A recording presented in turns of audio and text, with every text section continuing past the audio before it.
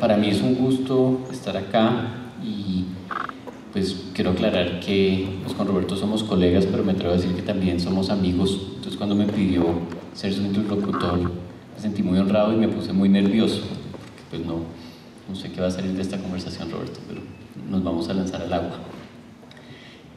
Antes de empezar y antes de hablar de las imágenes que vimos arriba, que yo creo que a todos nos impactaron y nos hablaron de una forma diferente, yo quisiera que el público te conociera un poco más allá de los títulos, ¿no? De lo que dice una hoja de vida, y que nos contaras un poco de ese recorrido personal tuyo que te lleva a plasmar en imágenes estas obras que propones. Entonces, empezando por ahí, de una forma muy informal, cuéntanos pues quién eres y cómo llegaste acá, Roberto. Bueno, antes de empezar, quiero agradecerles a todos los que están acá. Como de verdad aprecio mucho su presencia, todas las caras cercanas, y bueno, me alegra un montón que nos acompañen en esto hoy. También quería agradecer particularmente a Sergio, que ha sido una ayuda increíble, que había hecho este ejercicio de montar una exposición, y ha sido como que me ha ayudado un montón y orientado y también empujado cada vez que he hecho para atrás, y bueno, gracias. También a Felipe Karma, que fue el espacio, como el gran contenedor de esta exposición y de las discusiones que vamos a tener en torno a la exposición. También como el marco que está recogiendo una cantidad de experiencias bien interesantes que los invito mucho a conocer y explorar. Y la biblioteca de la Tadeo, también agradecer mucho a la editorial de la Tadeo, Marco también, gracias a él. ¿Y quién más? Bueno, eso por ahora, la escuela, claro. ¿Qué era la pregunta? ¿Quién soy yo? No, es un poco como, sí, como es difícil esa pregunta de cómo llegó al ejercicio de las fotos. Pues digamos que podríamos nombrar varias cosas. Primero, el tema de la fotografía. Digamos que yo empecé ahí, ¿está bien? Listo. Empecé a explorar la fotografía yo creo que como en el 98, una cámara de mi padre, una reflex, y a partir de ahí como me empezó mucho una curiosidad y una voracidad por la imagen, mucho por el cine, y con esta relación con el cine, como que me empezó este interés por la fotografía. Y digamos que es curioso porque pues, digamos que he pasado por muchos momentos distintos formatos,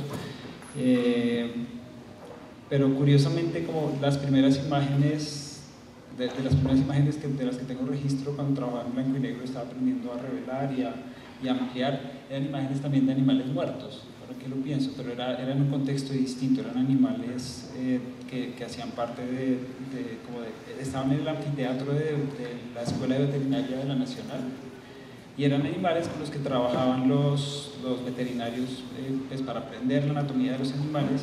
A mí me llamaba mucho la atención ese espacio, porque esos animales tenían una condición muy extraña. Cuando estaban en formol, eran animales que que estaban muertos claramente, pero no estaban como en el proceso natural de la muerte, que es un proceso de descomposición y de hacerse nuevamente tierra y alimentar como todo el ciclo de la vida, sino que eran animales ahí suspendidos. Son animales que en esa condición, de alguna manera, dejan de ser muertos y es como si nunca hubieran estado vivos. Y a mí eso me llamaba mucho la atención en la manera en que estas personas que se ocupan del bienestar de los animales se relacionan con el animal como un objeto inerte, sin historia, sin relaciones, como con el entramado de la vida. Y desde ahí como que digamos empezó ese ejercicio que está eso, y después más adelante empezó a aparecer este asunto de los animales en la carretera, que tiene como una historia distinta. No sé. Pues vamos improvisando, digamos que la idea es que vamos conversando, y digamos que esta parte de la historia no me la has contado en este momento, me la has contado antes, de estos animales suspendidos, pero también nosotros venimos hablando hace mucho tiempo de tu vida, que el viaje se vuelve una forma de experimentar. Entonces hay una relación que me has contado que existe con el viajar y la naturaleza y que se conecta también con este registro que tú has llevado a cabo. Entonces, como que me parecería valioso que nos contaras un poco cómo ese ir y venir en el viajar ha formado también esta postura de la fotografía. Después entramos a las fotos como tal, pero como conocer un poco esa relación de cómo llegas a tener estas herramientas, estas habilidades y como esta mirada en diversos momentos. Sí, pues digamos que el viaje, hubo un momento en mi vida en donde yo empecé a tener una relación muy conflictiva con la ciudad en general y con, no sé, con muchas cosas de lo urbano y de lo institucional, pero mucho con la ciudad. La ciudad me costaba mucho en términos como espaciales, también en términos como vitales de cómo funciona la vida en las ciudades y en términos también como normativos. O sea, hay un montón de elementos que me generaban una relación conflictiva con la ciudad y entonces empecé como una suerte de práctica recurrente de salir de la ciudad y tratar de quedarme un tiempo acampando. Y entonces pues empezó yendo primero a acampar al Neusa y acampar a Altairona y después ir un poco más allá, ir ¿cómo se llama? A La Guajira. Y era como ir explorando territorios, al principio como territorios seguros y luego territorios donde ya, digamos, era ir a territorios donde no era muy claro a dónde estaba entrando y siempre hacer este ejercicio de ir solo. Pues no era un principio, pero siempre pasaba, es decir, era un tipo de viaje que no le apetecía a nadie, como ir a un sitio a caminar y explorar sin que hubiera un plan. Entonces, eso, digamos, después, con el paso del tiempo, se convirtió en buscar territorios bien remotos, poco intervenidos por la mano del hombre, para poder ir a esos lugares y pasar periodos de tiempo caminando, acampando y tratando de experimentar como, es decir, había como un llamado, hay algo que a mí me invita mucho a tener esa experiencia y estando ahí empezaban a ocurrir cosas en distintos momentos como dependiendo del lugar y digamos me pasaba que empezaba a caminar y me costaba parar. Entonces eran días donde caminaba 8 o 10 horas y empezaba a experimentar una suerte de agotamiento y empecé a notar que el agotamiento, pues eso lo entendí después, pero me pasa que con el agotamiento de un día y el siguiente, como que hay una parte de cómo funciona mi mente habitualmente en la ciudad que se apaga, como que la energía no da para sostener los relatos y las voces internas y los juicios sobre el mundo, entonces empieza a haber una experiencia más silenciosa del aquí y el ahora, y también como una intensidad es como si la superficie de contacto se ampliara y se sensibilizara. Y en eso pasa que cuando no hay el lenguaje, muchas veces es el lenguaje y la mente que juzga la que nos construye esta idea del mundo como sujeto y objeto, como que es este paradigma de la separación en el que vivimos usualmente en las ciudades y que es un poco la manera en que la cultura occidental ha construido la experiencia del conocimiento y de la relación con el mundo. Y entonces pasa que en este agotamiento extremo, en periodos de mucho silencio, porque no tenía con quién hablar, se silencia esa parte y empiezo a tener como experimentar una suerte de comunión con el espacio y con la manera en que la vida se manifiesta ahí. Y entonces pasa que dejo de ser un visitante del bosque y de alguna manera es como si me convirtiera parte del bosque. Y no es que me digo esto, sino que no es difícil de explicar en el lenguaje. Y eso, para mí es una forma de aprendizaje muy valiosa, porque es un aprendizaje que no es lingüístico conceptual, es un aprendizaje que es como más visceral, orgánico, y que a mí me ha transformado la manera de estar en el mundo. Igual luego vuelvo a la ciudad y empiezo a trabajar y yo me vuelvo una bola de nervios, soy muy ansioso y muy mental y vuelvo allá como a las esferas extrañas, pero digamos que el viaje ha sido muy importante como para explorar otras formas de estar en el mundo y sobre todo reconocer que como funcionamos o como funciono yo en la ciudad y en los entornos como más sociales no es lo que yo soy, o sea, esa es una estrategia de supervivencia en una forma que propone la vida en comunidad, pero es una de un espectro posible de experiencias y de formas de estar en un mundo mucho más amplio. Yo creo que sí respondiste y pues nos salimos una gotica del guión, pero pues como que está buena esa idea de hablar un poco como de esta tensión que sientes, como lo has definido entre lo urbano y salir, el viaje a unos territorios que nombraste. Yo anoté acá y dije como unos espacios, digamos, entre comillas, naturales, donde no está toda esta normatividad social, ¿no? Como que ahí hay una rebelión con esa normatividad y buscas como un refugio en un silencio. Y me voy a adelantar un poquito, pero pues lo dejo ahí como en el tintero para que lo vayas masticando. Ahí también en ese silencio entran otros ritmos, ¿no? Y otros tiempos que tal vez son con los que estabas diciendo vuelvo y entro otra vez en ansiedad de conflicto y vuelvo a salir. Y pues creo que eso es muy valioso y quiero hacer énfasis en que no es, bueno, esta es mi interpretación, Roberto, pero lo que vemos arriba y lo que vamos a hablar no es algo que surge de un solo momento, sino que es todo un proceso de un ir y venir y de este proceso tuyo con estos silencios, con estas normas, con esta interacción. Sí, sí estoy leyendo bien lo que nos relatas ahí. Sí, de pronto, o sea, no sé, pero digamos, o sea, te escucho y tiene sentido lo que dices, no sé si es lo que estaba diciendo yo, pero lo que dices, sí. Es decir, entonces de esa experiencia, ¿qué pasa?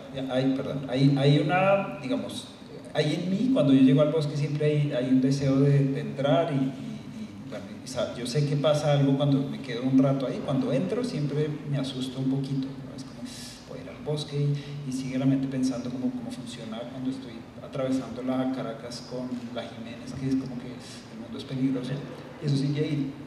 Pero poco a poco eso se va silenciando, pero hay también en ese momento de entrar un deseo muy grande de ver cómo se mueve la vida en el bosque, y hay un deseo de ver como el oso, el tigre, el venado, como quiero mucho.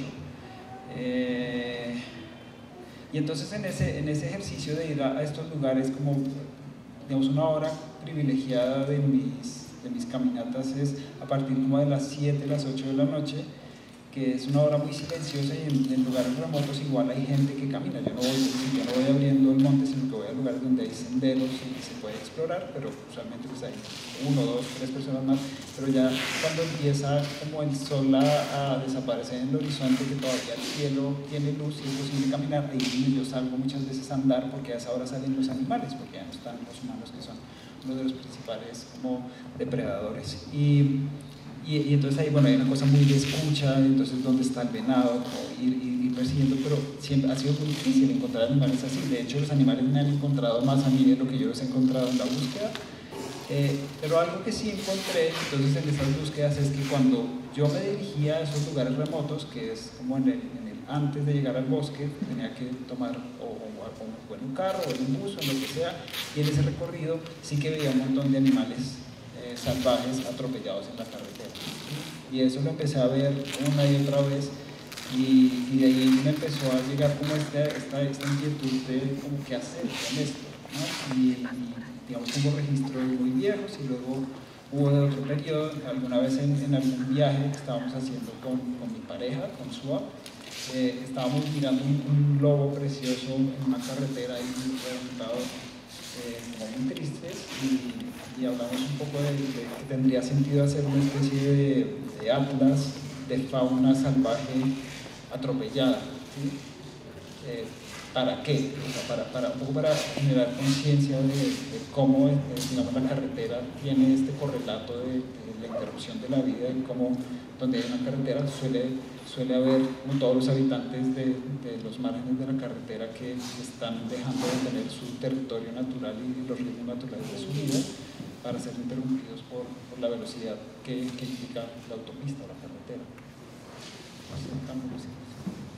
No, pues yo creo que pues ya estamos como entrando en materia y estamos entrando ya a hablar un poco de la obra y pues te me adelantaste en el guión, pero está bien. Entonces voy a ponerme de nuevo del día yo en lo que vamos a hablar. Y es que hablabas como de este descubrir de la vida de los animales en tus recorridos, pero al mismo tiempo en este descubrir te encuentras con este objeto que es la carretera o este espacio que es la carretera.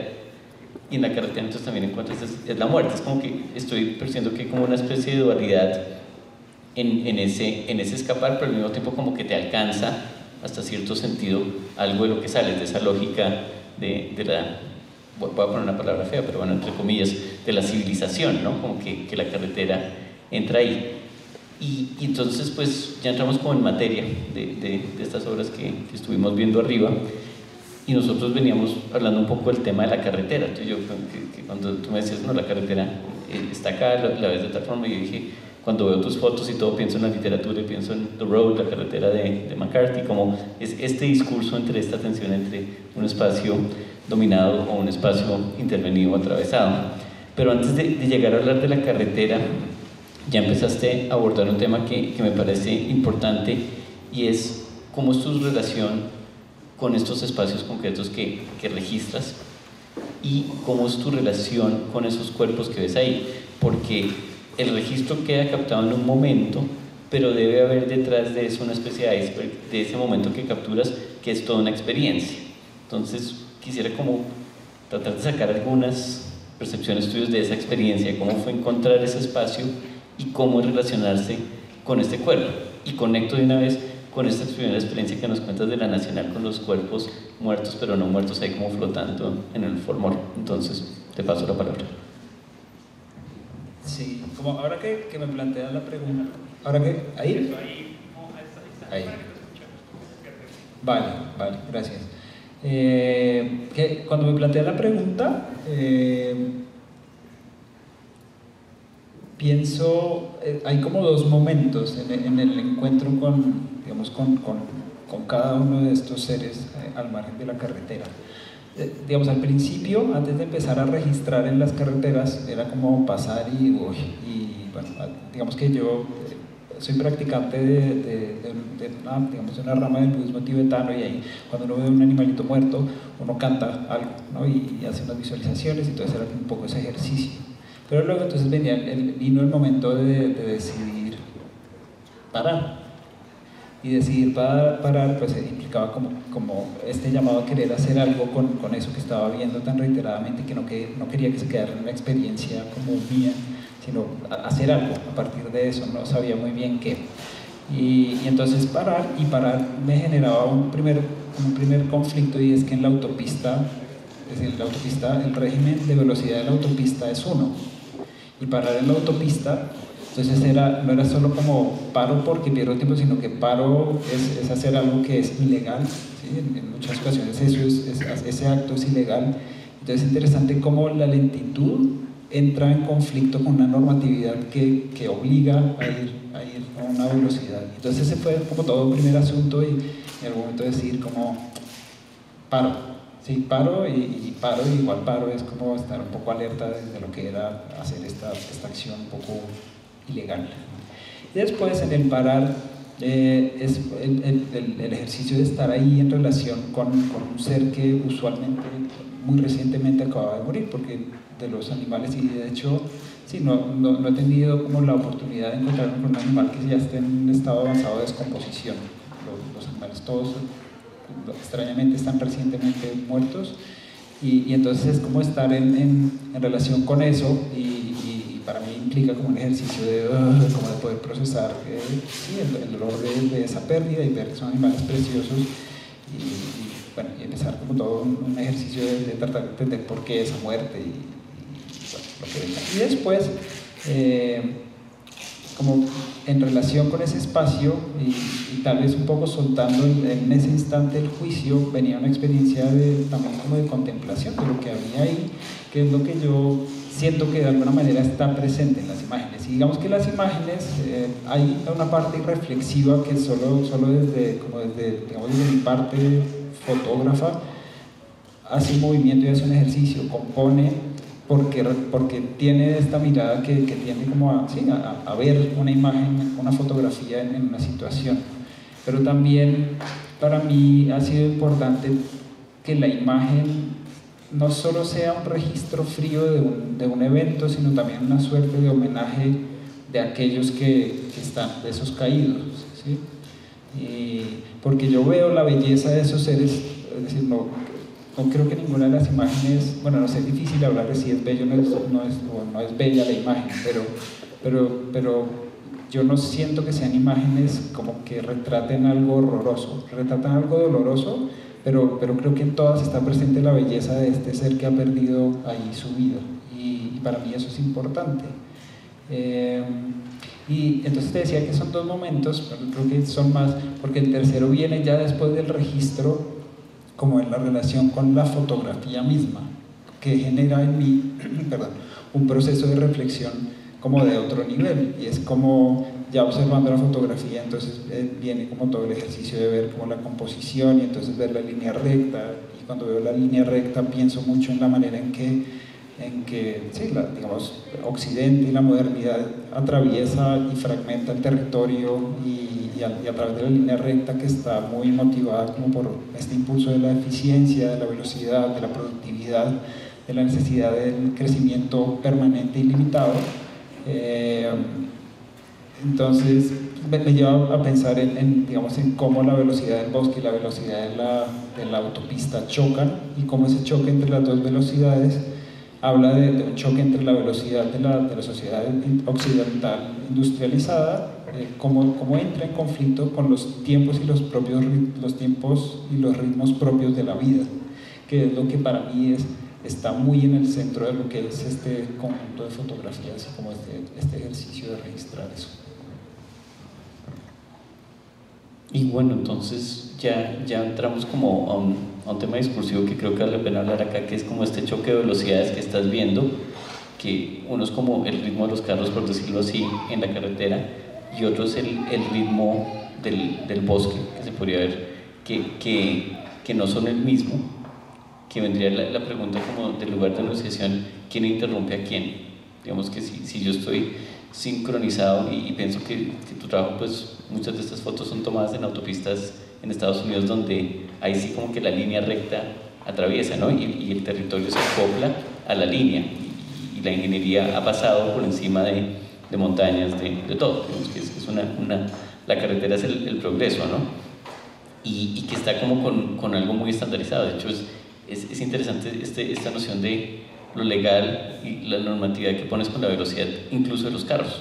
Es decir, si yo no voy al ritmo que es, también estoy infringiendo un ritmo de un ruido mayor que viene por ahí, y al mismo tiempo está entonces este entorno que tal vez es fragmentado por la carretera, o es lo que fragmenta la posibilidad de un progreso visto desde otra perspectiva.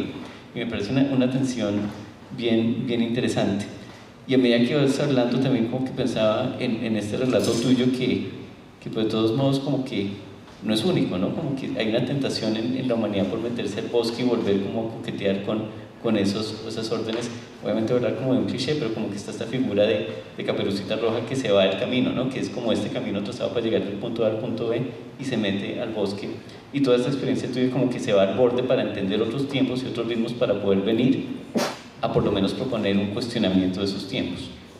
Entonces voy como al título de acá, del tiempo de los acontecimientos, y estaba teniendo una charla en mi cabeza acá en este instante, como diciendo, bueno, si yo estoy pensando como historiador, el acontecimiento es algo absolutamente humano que me da un orden para ciertas cosas. Que el animal se muera será un acontecimiento para el animal, como que yo pensaba, bueno, estás pensando el tiempo desde dónde. Este tiempo del acontecimiento de la muerte del animal visto como yo, como un humano, o desde qué perspectiva.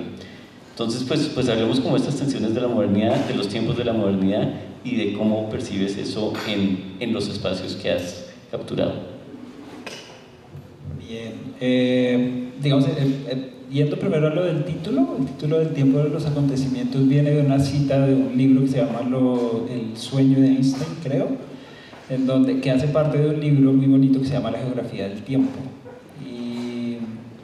Y digamos que la cita lo que dice es que antes del reloj, nosotros damos por sentado que el tiempo es el reloj, ¿no? O que el tiempo es lineal, y pareciera que el tiempo es algo natural, como que hace parte del tejido del universo, pero cuando uno se detiene a examinar el tiempo, pues el tiempo es una cosa muy compleja, y por ejemplo en tradiciones orientales un poco la idea de que hay el tiempo, pero realmente siempre lo que hay es el presente, ¿no? Y es decir, el tiempo se puede pensar y representar de muchas maneras.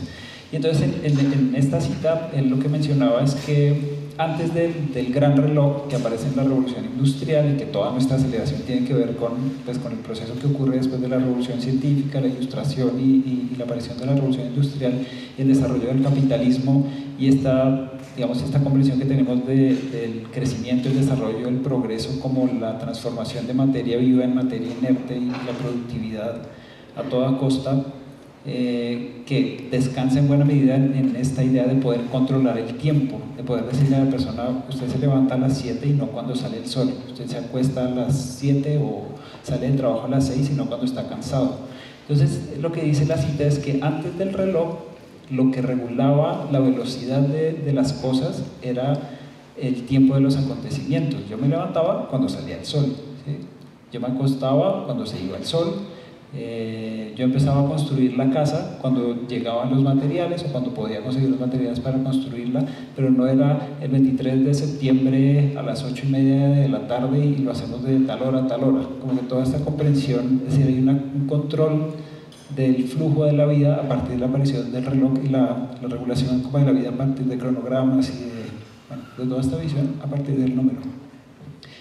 Y la nombro porque es un poco lo que siento que en el bosque las cosas funcionan así. Es decir, los días son más largos en un momento del año, son más cortos en otro, y si llueve pasan unas cosas, y si se hace sol pasan otras cosas, mientras que cuando lo que nos domina es como una grilla cultural y una normatividad sobre los ritmos, el tiempo y los horarios, como que perdemos esa capacidad de orientarnos por lo que orgánicamente ya sabemos y por aquello que ha estructurado la manera en que la vida se ha desarrollado desde el origen de la vida, ¿sí? Y tenemos la idea hoy de que regular la vida por el horario y por el reloj es algo natural, pero esto tiene un par de siglos, tal vez, ¿sí?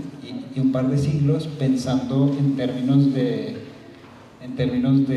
la evolución de la vida y la historia de la humanidad es nada. Esto es un invento muy reciente y sin embargo como que nos ha agarrado muy, muy profundamente.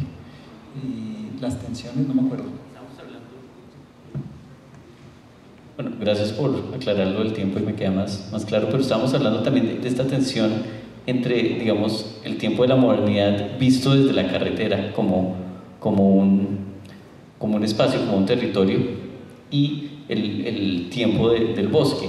Y la pregunta era un poquito capciosa en el sentido de que quién está interrumpiendo a quién y desde qué lugar se puede mirar, porque pues obviamente con lo que planteas acá hay una interrupción de los tiempos, pero pues ¿qué pasa ahí? Sí, esa es una buena pregunta, ¿no? ¿Con quién interrumpía a quién? Que no recuerdo, por ahí lo leía, que no puede decir como un venado atravesó el bosque o una autopista se atravesó en el bosque, ¿no? Pero un venado atravesó la calle y lo atropellaron, o una autopista atravesó el bosque y digamos, se metió en el camino del venado. Es decir, depende de la perspectiva, pero lo que es claro es que nuestra perspectiva culturalmente dominante es la antropocéntrica, ¿sí? Y incluso aquellos que quieren como defender los bosques o salvar el planeta Tierra o salvar la vida, como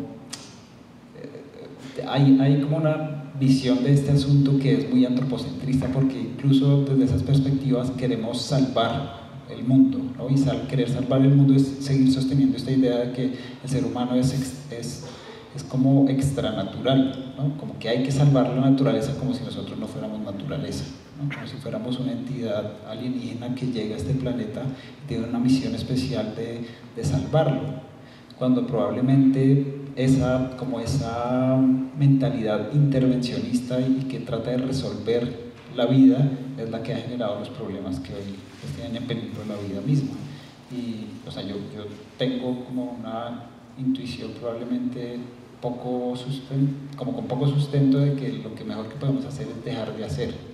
Y lo que pasó al principio de la pandemia en relación digamos, al resto de formas de vida, para mí habla mucho de que es posible primero cambiar y que no hay que hacer más sino dejar de hacer tanto, ¿no? Dejar de producir tanto, dejar de extraer tanto, y pues a mí me interesa con esta obra como traer la reflexión a justamente cómo la carretera no solo conecta. ¿Por qué? Porque venimos institucionalmente venimos de una universidad que forma ingenieros, administradores, economistas, y pues quienes hacen posible que esto ocurra son este tipo de profesionales. Entonces es muy interesante tener esta discusión con ellos para que cuando pensemos en cómo cada cosa que hacemos transforma los entornos naturales y genera unos beneficios y unos costos, como ahí siempre hay un costo para la vida y que es importante como tenerlo presente para tomar mejores decisiones acerca de si vale la pena intervenir o no, y si sí, cómo buscamos la manera de no afectar tanto la vida que ya hay en estos lugares. Bueno, como para cerrar esta primera parte, me pongo también del tiempo de los acontecimientos y esta noción de antropoceno, como que el humano también siempre quiere dejar su huella, ¿no? que es un tema ahí también interesante, las estatuas y eso. Y hablábamos hace unos días tú y yo que las carreteras, en cierto sentido, también son como una prueba del tiempo de una obra humana, ¿no? Como dejar la huella. Entonces, de vez en cuando se descubre un camino romano por ahí debajo, un montón de cosas. Y este esfuerzo nuestro por hacer la carretera, digo nuestro como no sé, visión occidental, civilizatoria, como lo quieran decir, de hacer la carretera igual requiere mucho mantenimiento posterior. Es decir, la carretera se hace, entra en los ritmos, pero requiere un cuidado permanente para que no vuelva a ser el territorio que era antes. Y hablábamos tú y yo que, pues, si no se le hace mantenimiento a la carretera, se la lleva de nuevo un orden natural. Entonces, como hacer un poquito, te invito pues como a hacer esta reflexión sobre cómo ves esa relación con esta línea que me dices que entra y irrumpe, pero si nosotros dejamos de pasar, pues ¿qué pasa con la línea? Es decir, la línea es más como una creación humana de una noción de límite o de velocidad y de repente un tiempo mayor se la lleva.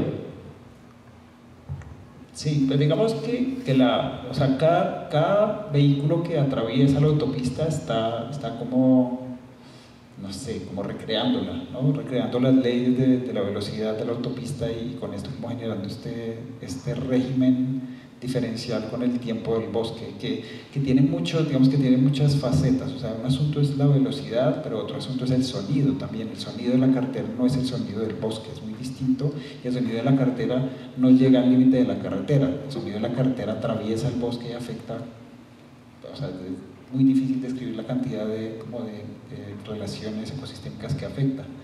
Pero luego también es la contaminación por los residuos que dejan las llantas de los carros y luego los fluidos que sueltan los vehículos, las emisiones de gas. Entonces, ahí hay una cantidad de elementos que hablan como de esta interrupción. Y luego, como en relación a la temporalidad, no es solo la velocidad del vehículo, sino que el suelo en el bosque, el suelo fértil sobre el cual puede germinar la vida, crecer, multiplicarse, es fundamentalmente materia muerta, ¿no? Que el humus o la tierra negra son hojas caídas de los árboles y son animales muertos y son frutos que han caído, semillas, y el humus es fundamentalmente materia orgánica que ha pasado un proceso de descomposición y que termina siendo tierra. Y entonces digamos que en el bosque la vida y la muerte están juntas, pero tienen un ritmo, ¿no? Ocurren a una velocidad y lo que cae al suelo tiene un tiempo de degradación, a veces más prolongado, a veces más corto, pero que claramente dista completamente del tiempo de degradación del asfalto, por ejemplo. O sea, el asfalto, sí, si no mantenemos la carretera, se la come el bosque, pero el asfalto va a estar ahí bajo el pasto que crezca muchísimo tiempo y el bosque nunca va a ser el mismo después del corte y el asfalto. O sea, puede que algo ocurra, pero cuando aparece la carretera, por ejemplo, hay un cambio en los regímenes de luz. ¿Sí? En el centro del bosque hay todo un asunto con la luz y entonces las plantas que crecen dependen de cuánta luz entra y entonces la competencia o la cooperación entre unas plantas y otras y unos seres vivos y otros está regulada por eso. Cuando tú cortas un pedazo de bosque y pones una carretera, cambia el clima en ese lugar por muchísimas razones y en parte por el régimen de luz. Ese régimen de luz hace que determinados tipos de plantas salgan favorecidas y ahí se cambia un poco toda la dinámica del bosque y cambia el ritmo de la vida en el bosque debido a esa interrupción. No sé, eso. Y bueno, vamos a entrar ya en la última parte y quiero explicar un poquito la dinámica. No sé cómo nos va a salir porque Roberto me dijo, ve y mira y pues nos cuentas cómo te afectó o cómo te impactó o cómo reaccionas ante la exposición. Entonces pues voy a contar cómo reacciono, pero antes de contar mi reacción y entrar en diálogo con Roberto, pues también queremos conocer la reacción de ustedes. Es decir, no queremos que el ejercicio se quede acá, una conversación entre Roberto y yo solamente, sino que pues nos importa escuchar cómo reaccionó el público. Entonces, como que la última parte en realidad, pues no sabemos, depende de ustedes cómo quieran hablar con Roberto, que quieran afirmar, cuestionar o ver ahí.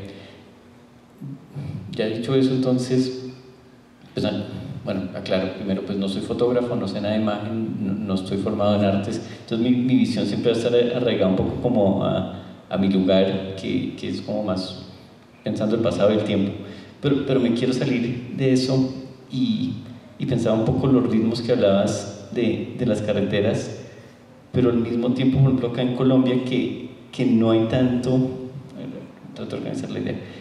En Estados Unidos no se te va a atravesar una persona en una autopista, se te puede atravesar un animal, porque pues está en el bosque y se atraviesa tal, pero no se ven personas. Y yo pensaba un poco este ritmo en sociedades que juegan a ser occidentales, modernas, pero al mismo tiempo mantienen otros ritmos. Entonces yo pensaba en nuestras autopistas, que no son rápidas, que el animal que es atropellado pues es como común, y al mismo tiempo como que en nuestro deambular acá en Colombia como que no coinciden los tiempos de la modernidad, digamos, industrializada con la realidad de esas líneas.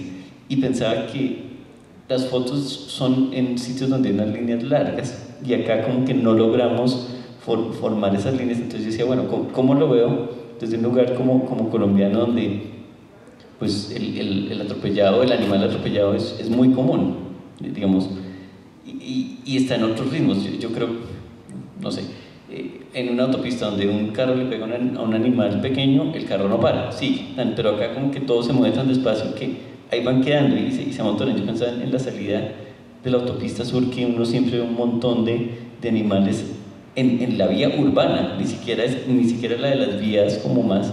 Entonces, pues hacía como esa reflexión. Eso es lo que como me inquieta un poco con los ritmos, ¿no? Y que tal vez podemos hacer la pregunta más allá de interrumpir espacios que son territorios no necesariamente habitados por el ser humano, sino que son atravesados, y pensar un poco este tema de las vías normales.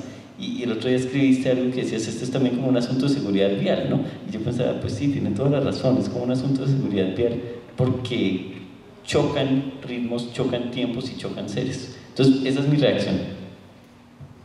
Bien, sí, como pensando en Colombia, que tiene mucho que ver con esta reflexión a la que me ha traído el asunto de la línea recta y su relación con la modernidad y la idea del progreso, y esta idea como se llama, subyacente a la visión europea ilustrada del progreso como una línea, ¿no? Y es esta idea de que la historia es una y tiene una dirección y conduce es decir, si uno transita el camino de la historia, debería llegar a algo parecido a lo que ya hoy llamamos una sociedad desarrollada, ¿no?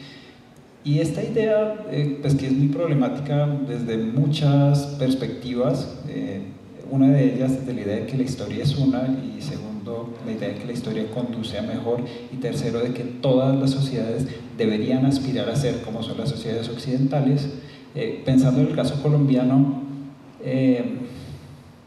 digamos que yo veo en Colombia, hay una autora, no recuerdo, creo que se llama Consuelo Corredor Martínez, que escribe un ensayo muy bonito que creo que se llama Modernización sin modernidad. Y ella habla de cómo en Colombia tenemos como una tensión muy extraña en nuestra manera de entender el progreso o el desarrollo, o en la manera en que ocurre realmente. Y es que nos encanta como el desarrollismo económico y tecnológico, y acá siempre tenemos, decía el presidente Duque, que vamos a hacer ¿cómo se llama? El Silicon Valley latinoamericano. Y esta idea como del avance tecnológico y el avance económico, como la tecnificación en términos económicos, va de la mano con un conservatismo profundo en términos políticos, ¿no? Y ambas cosas como que nos construyen. Y para mí, digamos, esto habla o sea, yo siento que esta aspiración a ser un país desarrollado es un poco contra natura a nuestra, no sé, a nuestra condición y nuestra situación.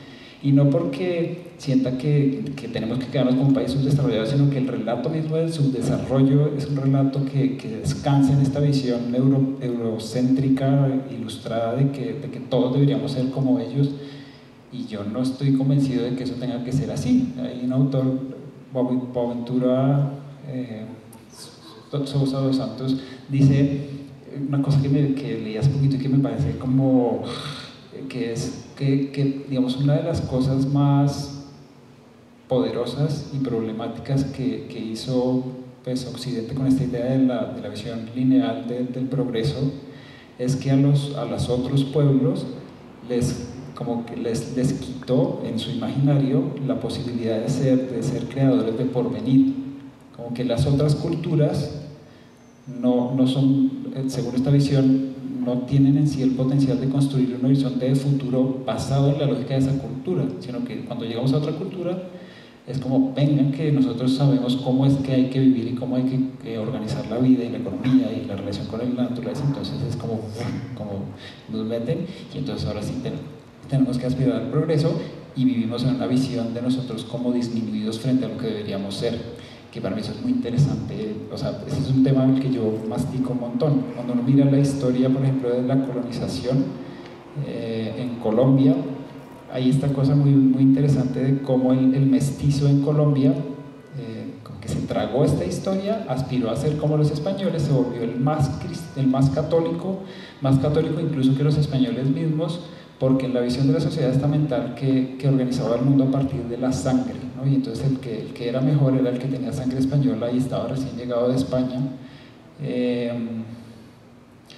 Entonces el mestizo que tenía sangre indígena y sangre española negó su pasado indígena. Lo vemos hoy en Cali cuando hay las manifestaciones y salen las mujeres como con el pelo teñido de rubio diciendo que maten a los indios, o los hombres también. Esto lo siento, ahí salió el patriarcado interior. Hombres y mujeres salieron protestando como contra esos indios zarrapastrosos, ¿saben? Negando como sus propias raíces. Porque hay este ejercicio como de una vergüenza de lo que somos, que para mí es muy, muy interesante y muy problemático, ¿no? Porque mientras estemos negando como nuestro pasado, que es un pasado de mestizaje, o sea, tenemos una historia muy loca nosotros, muy, muy bonita y muy rica, porque el mestizaje es fuente de riqueza, es visto por nosotros como una fuente de vergüenza, y lo queremos tapar todo el tiempo y queremos ser como los gringos, como los europeos, y así veo yo en nuestra cultura cómo ocurre este choque entre los tiempos propios de un territorio con unos tiempos que como que provienen de otras lógicas, y somos eso. O sea, no es como que haya otro imponiéndonos algo. En este momento somos esa contradicción, somos la encarnación de eso. A mí me gusta la respuesta. Yo estaba siendo como mucho más terrenal en el sentido de las velocidades acá en Colombia, porque pero conecta con lo que dice Roberto, porque pues acá las cosas no fluyen como uno espera, ¿no? Para todos, los tiempos nuestros son muy elásticos, porque pues nada funciona a los ritmos, pero igual como que está esta reflexión y igual como que convive lo que decías tú de la vida y la muerte en los ritmos, ¿no? También, entonces, pues es una invitación interesante para pensar nuestra relación con esa línea, con esa carretera que está trazada y tal vez en unos imaginarios. No sé quién quiere hablar. Tenemos varios. Con el tema que mencionabas de las vías de Colombia, no sé si fue intencional que todas las fotografías y los animales no eran colombianos, ¿sí? ¿Y qué percepción tienes, digamos, cuando tú vas en una vía y ocurre lo mismo, que ves un animalito muerto? O sea, si encuentras de pronto alguna diferencia o cómo es el proceso que tú tuviste, digamos, para hacer, digamos, o sea, captar con estas fotos nomás. Yo soy el Cali, el micrófono. Digamos que hay registro de animales acá en Colombia. Pasa que, digamos que, o sea, esto no, digamos que las fotografías no empezaron siendo como, o o sea, no fue un ejercicio consciente, ¿no? Fue la muerte que empezó a manifestarse y los animales empezaron a manifestarse de esa forma en los viajes y luego entonces empecé a registrar y luego empezó, como que llegó esta conversación y esta idea de tal vez hacer el atlas y empezar a registrar y después fue más conversaciones también con Felipe y la idea digamos que eso es muy bonito de karma. Y bueno, yo siento que el trabajo que hacemos también en el Departamento de Humanidades, que es como catalizar en las personas procesos de reflexión y de creatividad. Es decir, las fotos hoy están acompañadas de un artículo que relata mucho mi experiencia en llegar a las imágenes y luego la experiencia y las fotos y el ejercicio de recogerlas y ponerme a escribir, como que detonó procesos de comprensión que yo inicialmente no veía. Y a partir de eso empecé a hacer un ejercicio como más consciente y más juicioso y de eso ya hay varias imágenes aquí en Colombia, pero digamos que esta serie estaba lista hace 3 años. Lo que pasa es que hace 3 años ya, sí, la pandemia como que la dejó suspendida en el tiempo y bueno, el tiempo de los acontecimientos, digamos que nos seguimos ahí y por eso están esas, pero sí hay, digamos. Pues mi pregunta es que sé que te encontraste los alimentos en la calle, pues quiero que pues nos cuentes, o sea, porque yo sé que obviamente fue como drástico encontrar un animalito así, que supongamos que tenía, por así decirlo, una vida importante. Entonces, o sea, además del impacto, ¿qué sentiste? Porque pues no solo fue como la pena, sino como... Digamos que fue distinto en cada uno, es diferente, ¿no? ¿Sabes? No ha sido siempre la misma relación. Como ver el animal muerto es doloroso, pero no es tan doloroso como las ocasiones en que he visto animales morir, ¿no? Mover el animal en el tránsito, eso es mucho más difícil, y sobre todo porque en ese momento es difícil saber qué hacer, ¿no? Una historia, no la voy a contar, pero yo tuve una experiencia de un animal que recogimos atropellado. Hay 2 experiencias muy horribles donde vi ese tránsito, y ese es un lugar que es muy difícil y muy doloroso porque pues, puedes hacer hasta un punto. También es difícil como saber en determinado momento si dejar, como si acompañar en el dejar ir o luchar en tratar de traer a la vida, y ese es un balance que no es nada claro, y yo sí tengo claro que hay un momento en el que hay que saber dejar ir también, es decir, que lo que necesita el ser que está muriendo es soltar, más que luchar con la vida que ya se está yendo, porque también morir hace parte. De las fotos hay una que fue particularmente dolorosa, que es la grande, la del cervatillo, que es esta que está aquí fragmentaria, porque esa imagen yo pasé por un lugar muy tarde, esto era bien tarde, estaba haciendo fotografía nocturna del cielo, no estaba buscando animales, pasé por un lugar muy tarde, pasé a los 20 minutos y estaba el animal, y ese animal, como si se fijan en la imagen, tiene la sangre fresca y es una cosa. Y eso me rompió el corazón, fue muy difícil como verlo, y yo pensaba en el animal y pensaba mucho en la madre de ese animal, que lo tuvo, lo cargó durante mucho tiempo, nació, lo cuidó, y digamos que teniendo la experiencia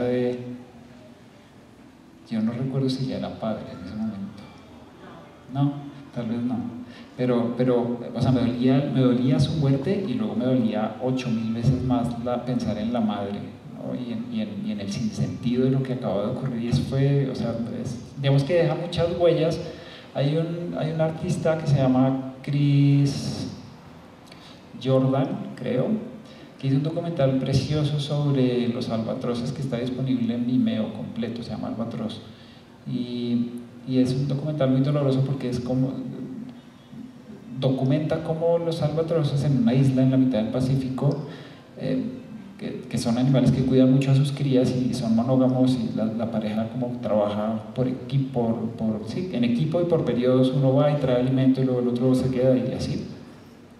Y por la contaminación de plástico, estos animales están trayendo plástico en vez de comida, y al alimentar a sus polluelos los están matando, y es una cosa dolorosísima, muy muy terrible, y que digamos habla de las sombras profundas de nuestra forma de vida. Y él dice en ese documental algo que a mí me parece muy bonito y muy significativo, y él dice: es importante poder mirar a los ojos el horror de lo que estamos produciendo, no por masoquismo ni por el gusto de hacerlo, sino para poder dimensionar y como, no sé muy bien, pero es como poder dimensionar y realmente como tener un aprendizaje profundo y significativo de lo que significa vivir como estamos viviendo.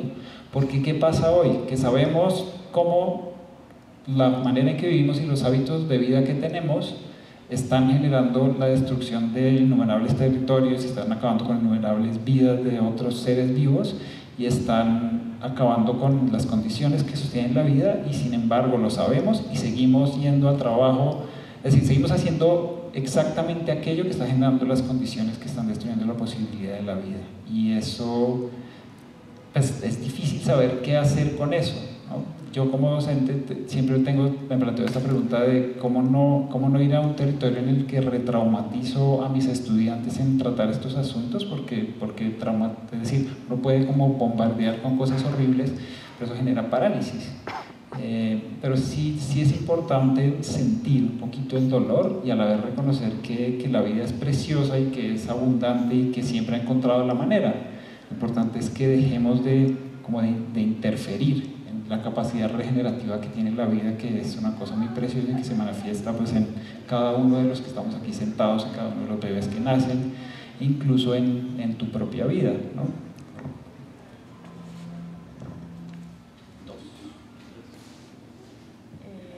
Bueno, entre que van hablando voy pensando y más las imágenes, pero cuando yo las vi pensé en que en algún momento nosotros compartimos un espacio académico y él llegó con un gatico que se encontró en la carretera y pensé en él, dije, ay, así había podido estar él, y gracias a que él, ¿no? Ahora se llama Fritz el gato, pero es como que gracias a que lo vieron y lo recogieron y alguien lo adoptó, no están estas fotos, ¿sabes? Fue lo que pensé, como cuando vi el gato pensé en Fritz. Y luego pensé en un perrito que yo me encontré un día, y estaba pensando en eso que tú dices de los tiempos, que no sé si tiene que ver con los tiempos o con la relación con los seres vivos y con el valor que tiene la vida de un animal, el que sea, ¿no? Porque yo decía como, ese día yo iba para una clase y encuentro un perrito amarrado, botado en un potrero, enfermo, y decía, ¿qué hago? Como tengo un grupo de personas que están esperando para una clase y tengo una vida acá, ¿no? Afortunadamente encontré quien lo rescatara,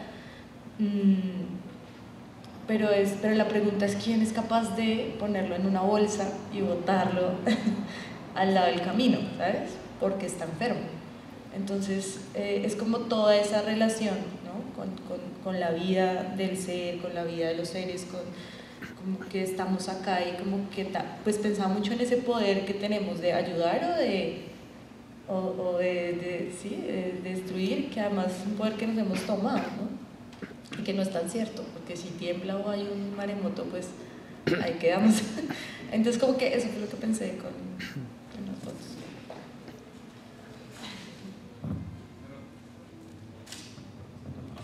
Solo quería nombrar que es cierto que hay algo muy importante, siento yo, en este ejercicio de nuestra relación con el resto de formas de vida, y tiene que ver con que lo primero y fundamental es sanar la relación con esta forma de vida que es cada uno de nosotros, porque el tipo de vida que tenemos en estas sociedades sobreestimuladas y el ruido y la aceleración hace que una de las principales estrategias de supervivencia sea la desconexión. Como dejo de sentir mi cuerpo, dejo de sentir emociones, como consumo mucha pantalla, con muchas cosas que cortan la conexión con el dolor y el sinsentido que pulula hoy en muchas de las formas en que resolvemos sobrevivir hoy. Y en parte, ¿sabes? Como es importante eso, como encontrar ese lugar sutil donde traer estos temas a la discusión o a la reflexión no generan como un entumecimiento, sino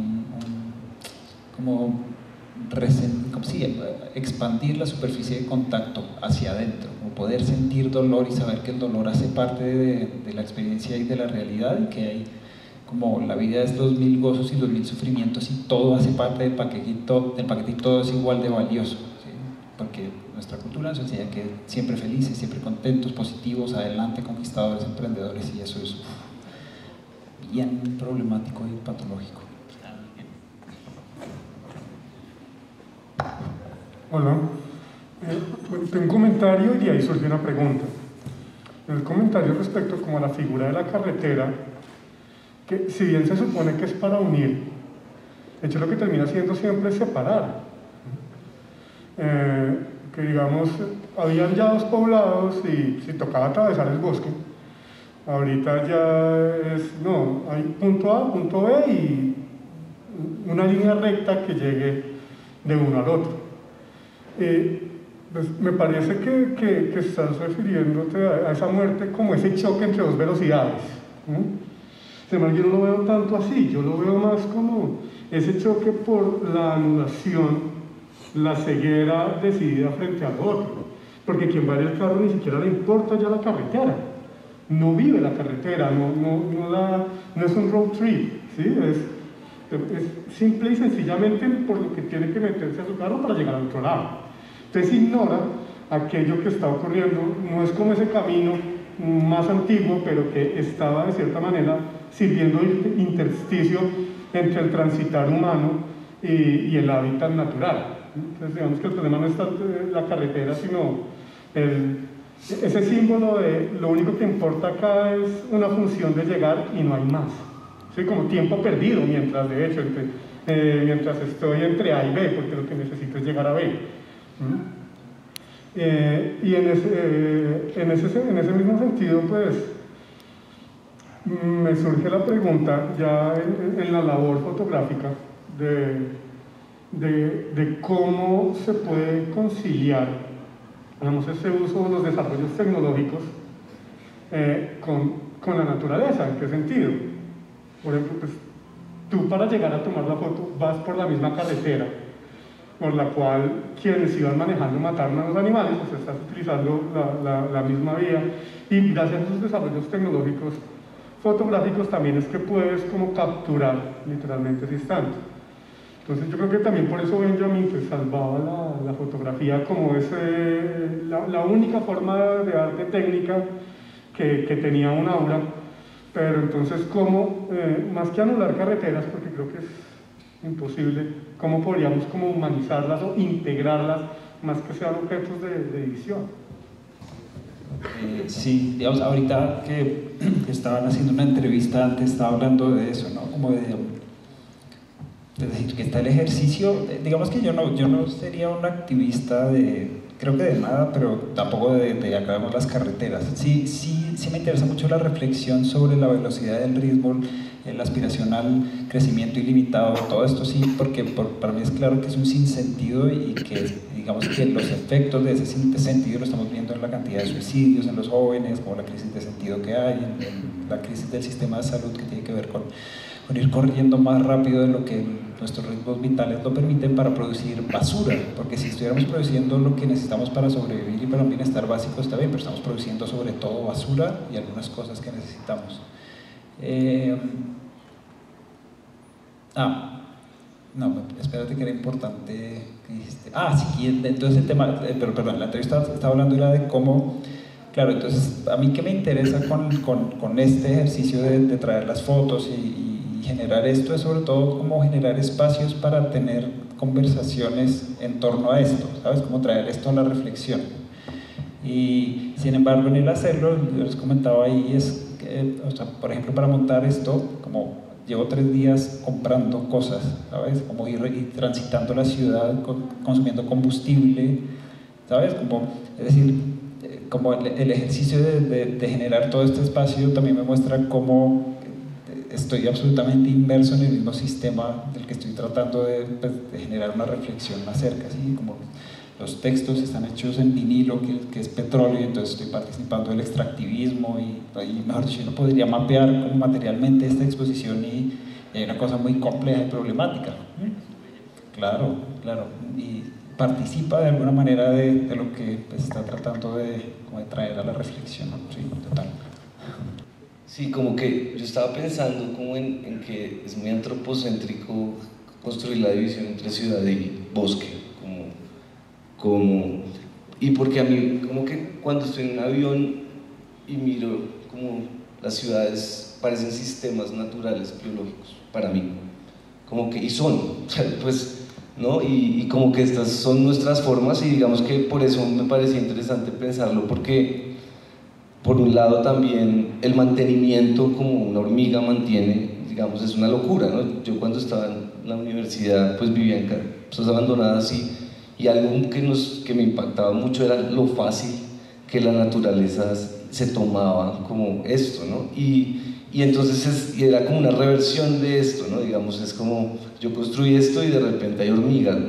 Y de repente hay un camino de hormigas por entre la casa, ¿no? Y entonces como que pienso que también puede tener que ver con más lo que habla ahorita la persona que está hablando, es porque de reconocer al otro del mismo sistema, ¿no? Entonces como que sí, me gustaría saber es como que piensas en cuanto a esa división por un lado, y por el otro, porque siento también como una creciente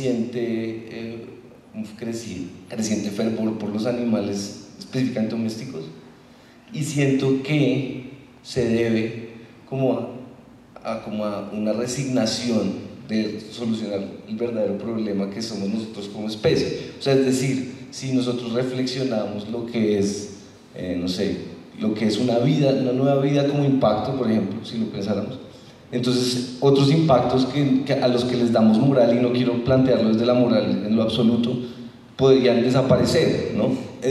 Pero como que siento que la impotencia en la que estamos nos lleva a querer salvar a un perro, ¿no? Como en la calle, ¿no? Como, bueno, listo, ¿sí? Y entonces como que hay cierto como nivel como de incoherencia, como porque, y también pienso, y entonces por eso la pregunta, no sé si es una pregunta, pero es como comentarios para que me digas qué piensas, y por eso digamos que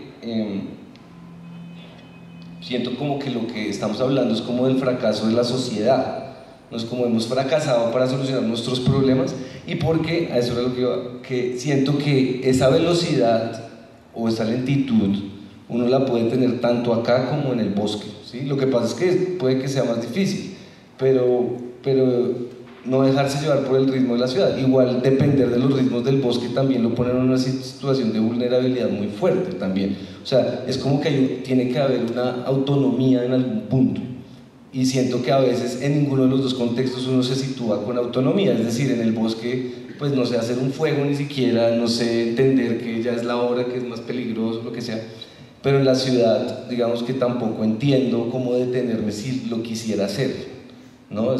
Hoy en Colombia todo el mundo quiere trabajar, qué asco, y es una locura, es como no, trabajar, y es una cosa como de la idiosincrasia, ¿no? Entonces como que pienso, sí, como que además, y por último como un aceptar que nos vamos a acabar, como que yo siento que ya, y siento que hay que disfrutar el fin del mundo, y me parece como que es muy antropocéntrico estar tratando de salvar el mundo que ya no tiene salvación, no sé, como más bien ser. Bueno, en relación a eso último, sí, yo estoy de acuerdo en que no hay que salvar el mundo, pero también pensaría que no hace falta destruirlo, porque no, o sea, el mundo no se está acabando. Nosotros estamos produciendo una cantidad de cosas que generan unos desequilibrios, y desde ahí sí pienso que hay un margen para la acción. De lo primero que decías, entonces del tema de la separación, como del antropocentrismo, ¿no? Y entonces separar la ciudad del bosque, es cierto, y yo siento que eso es parte del problema, como que nos entendemos como entidades radicalmente distintas al resto del orden de lo vivo. Queremos salvar la naturaleza, como si no fuéramos la naturaleza, ¿no? Y esto viene mucho viene de como de la historia occidental, de la creación del sujeto, como de toda una construcción de que lo que somos es una mente etérea que habita un cuerpo, y para mí como el camino hacia, no sé, hacia una forma de vida menos destructiva pasa por empezar a reconocer que somos seres orgánicos, que somos animalitos, porque si reconocemos que somos animalitos, por ejemplo, la idea de que somos individuos separados es una idea que se diluye muy rápidamente, porque si soy, más que animalito, si soy cuerpo, o sea, un animal también, pero si soy un cuerpo orgánico y miro cómo funciona un cuerpo orgánico, yo me doy cuenta que, por ejemplo, el 70% de lo que soy, el 60% de lo que soy es agua, ¿no? Y esa agua no es mi agua individual, sino que es el agua que fluye en todo el sistema Tierra. Y entonces mi identidad ya empieza a ser un poco más porosa. Si yo, para sobrevivir y poder pensar y tener conciencia, que es donde creemos que está la esencia, necesito respirar, entonces resulta que yo también soy atmósfera, ¿sí? Y la atmósfera me penetra y yo hago parte de la maquinaria o del juego sistémico que determina la constitución de la atmósfera en cada respiración, porque yo soy una máquina, no una máquina, un organismo que toma oxígeno y entrega dióxido de carbono, y eso lo necesitan las plantas para sus procesos de fotosíntesis, por ejemplo. Entonces, digamos que para mí es fundamental como poder hackear todas aquellas creencias toda esta parte de nuestra como metafísica o nuestra ontología heredada del judeocristianismo y de la modernidad, que nos llevan a pensar esta ilusión de que estamos separados de los otros y de la naturaleza, porque eso es una ilusión. O sea, cuando uno mira desde las ciencias de la complejidad y desde las ciencias de la vida, somos flujos de energía, flujos de materia, y somos sobre todo como relaciones entre una cantidad de cosas, y es difícil saber dónde termina mi identidad y dónde comienza digamos, el afuera. Entonces, de acuerdo en eso, como que, o sea, es importante poder ver todo como algo sistémico, pero lo que nutre esta forma de vida expansiva, extractivista y como aplastadora de las demás formas de vida es justamente esta idea cultural de que estamos separados y somos supremos y dominamos o salvamos la naturaleza, que es igual de patológico. Y hay un elemento que a mí me parece que, es decir, en la pregunta de si hacer algo o no hacer algo, yo creo que el activismo como que quiere salvar a los animales, como esto que dice, esta idolatría es muy problemático, pero yo sí creo que cuando pensamos, por ejemplo, el calentamiento global, que se puede entender en términos físicos, y hay relaciones causales y químicas, flujos de energía, como todo eso se puede entender desde una visión científica dura, pero si nos preguntamos por las causas reales del calentamiento global, que sí son las emisiones de CO2, pero ¿qué causa las emisiones de CO2? Creencias que tenemos acerca de qué es vivir bien, creencias que tenemos acerca de qué es el bienestar, creencias que tenemos acerca de qué es el progreso, creencias que tenemos acerca de qué es el estatus. Y el territorio de la creencia es un territorio que yo siento que en ese territorio tenemos capacidad de creativa. A veces como que ni siquiera somos conscientes de que como vemos el mundo es fruto de un sistema de creencias, y para mí ese es un territorio al cual intervenir, ¿no? Ahí hay que ir y generar discusiones para que la gente vea que las cosas no son como son, sino que son como creemos que son, y que existen otras formas de ver las cosas en otras culturas o en otros tiempos de la humanidad, y que ver las cosas distinto no es indiferente, porque las ideas no son etéreas, las ideas para los seres humanos organizan qué hacemos y cuál es el sentido de la propia vida, porque si no, no habría como otra forma de explicar que tantas personas estén haciendo cosas que no quieren para recrear una forma de vida que no les gusta. Pero ahí está la ideología y la cultura que como que hace que no cree, o sea, como que no nos demos cuenta de que estamos haciendo lo que hacemos. Y en ese territorio siento que podemos intervenir, y yo siento que es lo que hacemos un poco en la educación, que es un poco lo que hace Karma también, ¿no? Es traer esas discusiones para, es como si pudiéramos hacer un poco así, ver que vemos el mundo de una manera y que es posible hackear esa manera de ver el mundo. O sea, porque mi punto es como que desde hace mucho tiempo las campañas, por ejemplo, usan animales, ¿no? Los delfines, y no sirvió de nada. Sí. Mi punto, digamos, más es que por eso las reflexiones más de los humanos con los humanos, ¿sí? Porque incluso si uno piensa desde Teofrastro, ya estamos pensando en el cambio climático, o sea, 400 antes de Cristo. O sea, tenemos la noción de que tumbar un árbol cambia el clima desde hace mucho tiempo, ¿sí? ¿No? Y es como, ¿no? Entonces por eso yo más que pensar que hay que continuar este ciclo de destrucción y producción y competencia y lo que sea que hacemos, pienso más es como en esa reflexión más de los humanos, ¿no? Como incluso si se busca la supervivencia, ¿no? Como pensar en la narrativa moralista a veces, digamos, que no la veo en las fotografías, digamos, en este caso, pero sí como en esta idea, por ejemplo, lo mismo, ayudar a los animales.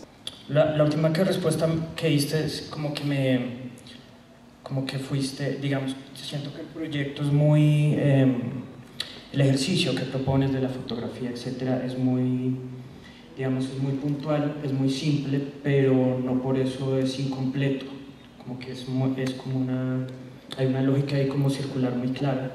Sin embargo, hay dos cosas que dijiste que sí me desubicaron un poco, ¿no?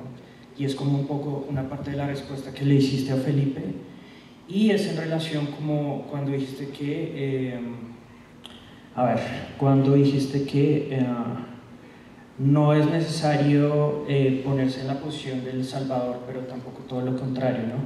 Eso me recordó una cosa que es como una perspectiva como de un pensamiento que se llama aceleracionista. Yo no sé si alguien aquí como lo ha leído bien o lo ha investigado bien. Yo no, pero ellos como que proponen que los cambios, digamos, como que la ayuda, por ejemplo, a la naturaleza, etcétera, son simplemente medidas paliativas, que solamente se consistirían en extender una agonía que alimenta una esperanza que es injustificada en un cambio. Los aceleracionistas, por su parte, proponen que ese cambio real del sistema vendría con acelerar el colapso del sistema. Por ejemplo, no hay algo más antiecológico que uno pueda hacer que tener hijos, ¿no? En tanto que uno multiplica la huella ecológica que tiene con el mundo, ¿no? Entonces es una contradicción ser ecológico y tener hijos. Eso es clarísimo, ¿no? Pero pues hay otra parte, hay una primera pregunta que yo me hacía en relación a otra cosa que dijiste, y era como que esto era una especie de homenaje. No lo empleaste mucho, pero sí quisiera saber un poco más en qué medida es un homenaje, si es un homenaje solamente como denuncia. Y en ese momento se me hace un poco raro porque es como, sería como objetualizar, que es como una cosa muy humana, ¿no? Objetualizar el cuerpo del animal en pro de una causa de denuncia, ¿no? No sé, pues como te decía, me parece que el ejercicio es clarísimo y está completo. Sin embargo, cuando propones una especie de homenaje, yo pensaba también cómo sería la mejor forma de hacer homenaje a este tipo de cuerpos, ¿no? Entonces, a nivel, no sé, comencé a pensar aquí, ¿no? Como, no sé si un cuerpo en una carretera puede ser una especie incluso de carnada para los animales carroñeros. Entonces los carroñeros que llegan a la carretera, digamos, eso hace que se multiplique la posibilidad de que otros animales mueran, ¿no? Entonces no sé si, digamos, quitarlo de la carretera y hacerle como una especie de ritual luctuoso, o no sé, ¿sabes? Como que ahí sí me abría las posibilidades de qué segundo paso podría haber en relación al proyecto. Pues digamos, sí, no hay mucho, es decir, no hice el ejercicio de detenerme qué sería un homenaje, es más como, no quiero que la fotografía sea una instrumentalización del cuerpo y del ser que está ahí, sobre todo, como que un poco el ejercicio, no tanto con la fotografía, pero que hago mucho en el contexto pedagógico, es cómo hacer que el muerto deje de ser una cifra. Y no es la celebración otra vez de la individualidad, pero sí eso es una vida que, digamos, la manera en que uno mejor se puede informar de qué es una vida es el hecho de experimentar qué es estar vivo, ¿sí? Y luego, ¿qué será ser un venado? Es un misterio. Pero yo sospecho que como que lo que mueve mi corazón, lo que mueve mis pulmones, como toda aquella parte que sostiene el organismo vivo que soy yo, que no es mi ego ni mi mente discursiva, está emparentado con la planta que se mueve e incluso con la vida de ese animal, que él muere, pero hay toda una vida dentro de él que continúa, están los microorganismos de su intestino y digamos hay una cosa ahí.